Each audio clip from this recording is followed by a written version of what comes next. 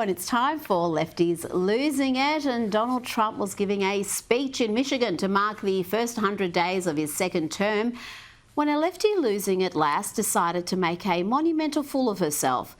Now, watch here as the president tries to figure out whether this lefty is male or female. What's the problem over there?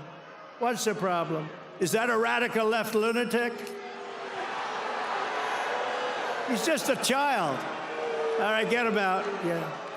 Oh, I'm sorry. I'm sorry, ma'am. I thought it was a guy. Thank you. And she now has to go home to a mother who's a big Trump fan. Her mother's watching. I'm sorry. I'm sorry. I said he, and it's a she. I'm sorry. Oh yes, it can be hard to work out whether some of these radical left lunatic non-binary folk are male or female. And talking about LGBTQIA++ community, here is a trans woman, also known as a man identifying as a woman, who fled to the UK, but it hasn't worked out well. I decided to come to the United Kingdom, which has been a huge mistake, I must say. Not only the April 16th law that passed invalidating transferable genders, tensions shift very quickly when laws change. And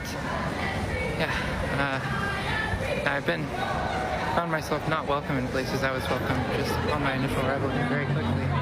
It's been quite terrifying. Now, sticking to the UK, you may have missed this, but there was a little miracle. The leftist British PM Keir Starmer, who not long ago claimed that some women have penises, well, he somehow, at the tender age of 62, worked out what a woman is. Bless. Do you believe a trans woman is a woman? Look, I think the Supreme Court has answered that question. So you don't believe a trans woman is a woman? Look, a woman is an adult female, and the Court has made that absolutely clear. I actually welcome the judgment because I think it gives real clarity. It allows those that have got to draw up guidance to be really clear about what that guidance should say. Now, I have missed historically illiterate hysteric Joanne Reid since she was sacked by MSNBC, but thankfully she's still producing content like this, where she claims voting for Republicans will lead to civilizational death. And the example she uses couldn't be more wrong. If you take that away and try to distill us just down to white folks, we'll be like Europe, an aging, slowly dying former empire. The Roman Empire didn't survive because it didn't have enough strength in its diversity. It suppressed its diversity and it died. If the U.S. wants to be the Roman Empire, keep voting the way you're voting, y'all. You know, Joy's mad fever dreams about Trump and white supremacy seem to impact her entire worldview, but you can't change history, Joy. Well before the fall of the Roman Empire, the emperor granted full Roman citizenship to all free men within the empire, changing the entire scope of citizenship to be far more inclusive. Facts are our friends. Now, let's check in with former First Lady Michelle Obama, who must be among the unhappiest women in America. She is full of self-pity. She's full of disdain for the country that gave her so much and full of fears that are frankly hysterical. In this current climate for me, it's, what's happening to immigrants. So it's not the fear for myself anymore. I drive around in a 4-car motorcade with a police escort. I'm Michelle Obama. I do still worry about my daughters in the world, even though they are somewhat recognizable. So my fears are for what I know is happening out there in streets all over the city. And now that we have leadership that is sort of indiscriminately determining who belongs and who doesn't. Indiscriminately? Really, Michelle?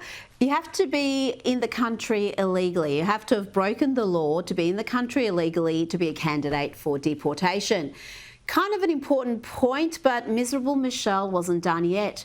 She really does seem like the unhappiest person in America, even with the 4-car motorcade.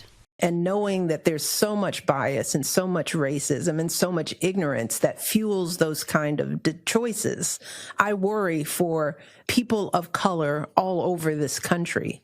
And I don't know that we will have the advocates to protect everybody. And that that frightens me. It keeps me up at night, and I know that I see that when I'm driving around LA. I'm just looking in the faces of folks who could be victim, and I'm wondering, how are you feeling? How do you feel standing on the bus stop? How do you feel comfortable going to work, going to school, when you know that there could be people out here judging you and who could upend your life in a second? Incredible stuff. Funnily enough, Michelle wasn't too worried when her husband, the man who got the nickname Deporter-in-Chief, she wasn't too worried when he was in the White House and responsible for deporting millions. That didn't keep her up at night. Let's give Michelle a little reminder. We simply cannot allow people to pour into the United States undetected, undocumented, unchecked, and circumventing the line of people who are waiting patiently, diligently, and lawfully to become immigrants in this country. So that's why we need to start by giving agencies charged with border security new technology, new facilities, and more people to stop, process, and deport illegal immigrants. That's how Barack used to campaign, and when he was in office, he was deporting millions. He even talked about targeting businesses that gave employment to illegal immigrants. I don't think this kept Michelle up at night either. We all agree on the need to better secure the border and to punish employers who choose to hire illegal immigrants.